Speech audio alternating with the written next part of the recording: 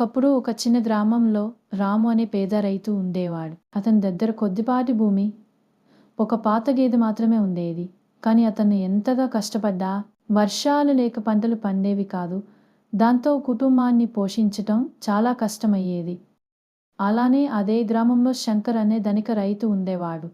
అతనికి విస్తారమైన భూములు, పల్జంతువులు ఉండేవి. కానీ అతను ఇతరుల గురించి ఎప్పుడూ ఆలోచించడు. పేదల్ని నిర్లక్ష్యం చేస్తూ రామ్ను చూసి ఎప్పుడూ హేళనగా మాట్లాడేవాడు. ఒకరోజు ఆ గ్రామంలో తీవ్రమైన వర్షాభావం వచ్చింది. చాలామంది తమ గ్రామం వదిలి వెళ్ళిపోతున్నదా రాము మాత్రం నిలబడిపోయి తన భూమిని తానే నీరు తవ్వి కష్టపడి సాగు చేశాడు.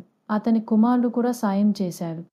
చివరికి ఏమైందంటే కొన్ని రోజులు గడిచిన తరువాత భారీ వర్షం పడింది. అందరి పంటలు పాడవగా రాము కష్టపడి వేసిన పంట మాత్రం బాగా పెరిగింది.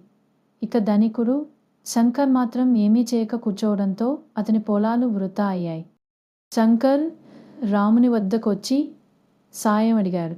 అయినా రాము అతనికి రాగి పగ తీర్చుకోకుండా సదాశయం కలిగి ఆహారాన్ని మరియు విత్తనాలు ఇచ్చి సహాయం చేశాడు.